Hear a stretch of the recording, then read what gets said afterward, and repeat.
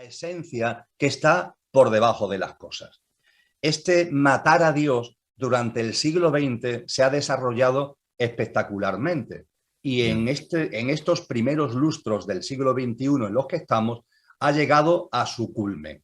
Una sociedad que a escala global, a escala planetaria, en gran medida va adquiriendo una visión de las cosas, unos paradigmas, unos sistemas de creencias y, por supuesto, unas pautas y unos hábitos de vida donde lo trascendente se expulsa y todo se limita a lo inmediato, a lo material y a lo inmediato. ¿Dónde está la felicidad? Afuera, en el placer, en los objetos, en las circunstancias de la vida. ¿Dónde está la razón de la existencia? Afuera. Y a partir de ahí, una visión que esa vida más allá de la vida, de la que tú y yo hemos hablado muchas veces, es decir, esa vida más allá de la muerte, pues para muchas personas se convierte en un imposible. No dan crédito a que haya la posibilidad de que el ser humano siga vivo en lo que realmente somos después de la muerte, con lo que hay una negación de la vida después de la muerte. A partir de ahí hay un gran temor a la muerte se convierte en tabú, la muerte se oculta, todo se quiere, todos son protocolos para que la persona que ha fallecido sea enterrada rápidamente, porque además, el temor a la muerte, el miedo a la muerte ante la carencia de una visión trascendente de la vida, provoca también miedo a la vida, porque el miedo a la muerte hace que miremos la vida con desconfianza, miremos la vida con temor, y eso significa que nos alejamos de la vida, desconfiamos de ella, y todo con el telón de fondo, repito, de la carencia de una visión trascendente, de la expulsión y el destierro personal y social de una visión trascendente. Eso es matar a Dios.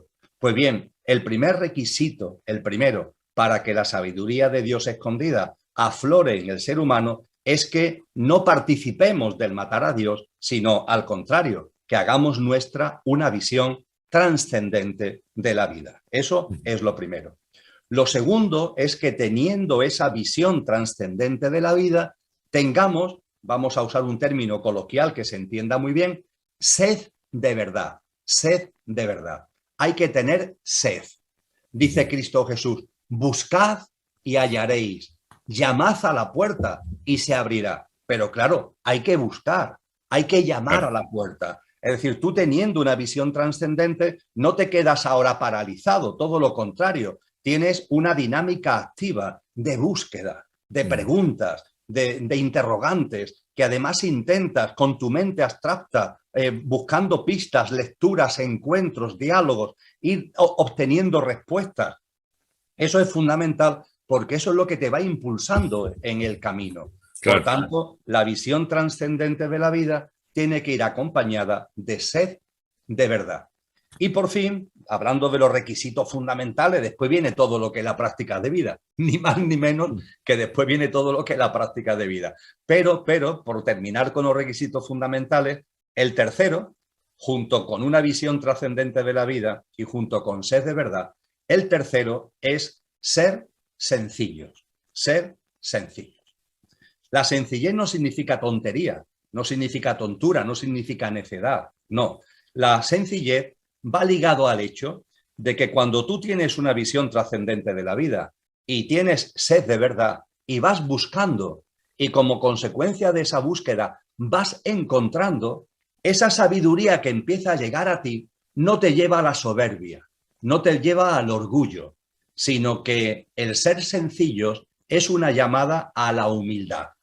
Esa sabiduría va a ir aflorando en ti, pero como requisito se exige que eso no te saque de un comportamiento humilde, de un comportamiento modesto. Si esa sabiduría empieza a aparecer en ti y tú te arrogas, tú te ensoberbias, tú te enorgulleces, esa puerta de la sabiduría se va a cerrar.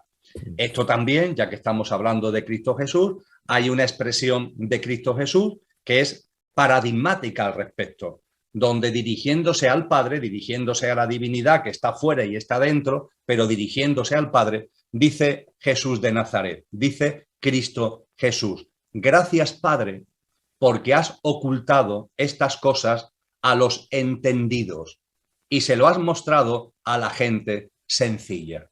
Con esa expresión de entendidos, sabios y entendidos, Jesús hace referencia a aquellos que se ensoberbian, que caen en el orgullo en cuanto que empiezan a tener conocimiento. Visión trascendente de la vida, sed de verdad, una práctica que tenga que ver con la sencillez, son los 3 requisitos fundamentales. A partir de ahí, una práctica de vida que haga coherente aquello que lo que somos. Esa práctica de vida que, siguiendo con Jesús de Nazaret, denominó nacer de nuevo, el nacer de nuevo que San Juan de la Cruz denomina la transformación en Dios y que es ni más ni menos que una práctica de vida. Y quien así, para no tenerme yo ahora que detener al respecto, quien quiera tener algunas nociones de qué es esa práctica de vida, es decir, en qué consiste esa práctica de vida, pues desde luego le aconsejo que vivamente que haga una lectura de lo que se conoce como el Sermón de la Montaña, es decir, como esa disertación maravillosa que realiza Cristo Jesús y que se conoce como el Sermón de la Montaña. Se encuentra en los capítulos 5, 6 y 7 del Evangelio de Mateo. Y hay en total 26, 27 prácticas de vida perfectamente definidas en esos 3 capítulos, en ese Sermón de la Montaña, que aclaran maravillosamente lo que significa en la práctica ese nacer de nuevo y lo que significa en la práctica la transformación en Dios.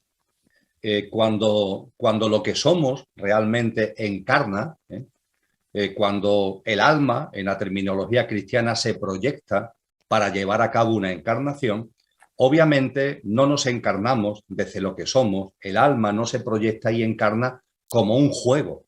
Esto no es un juego, esto es algo serio. En los orientales lo llaman el Dharma, es decir, cuando encarnamos con un propósito de vida, Dharma.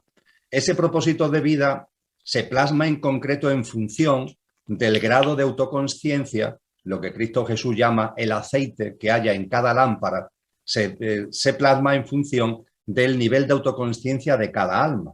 Pero desde luego siempre va ligado ese propósito de vida a ir descubriendo, mejor dicho, a ir recordando lo que somos e ir viviendo cada vez más en coherencia con eso que somos. Esto se plasma en concreto de muchas formas, repito, en función del nivel de aceite de cada lámpara, es decir, del nivel de autoconsciencia de cada alma.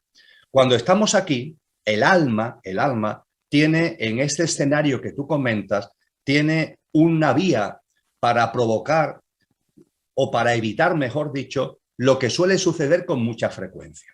Sucede con mucha frecuencia, Jorge, tú eso lo sabes perfectamente, lo hemos compartido en alguna entrevista, que cuando estamos aquí se corre el riesgo de entretenernos, es decir, de que todo este mundo de apariencias y esta sociedad en la que estamos nos enganche a la distracción y al entretenimiento.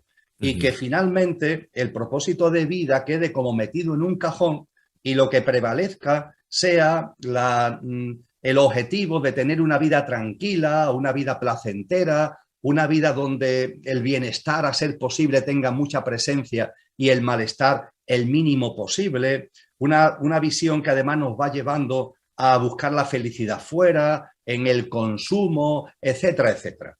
Todo ello tiene que ver con una forma de vida que podríamos llamar tibia.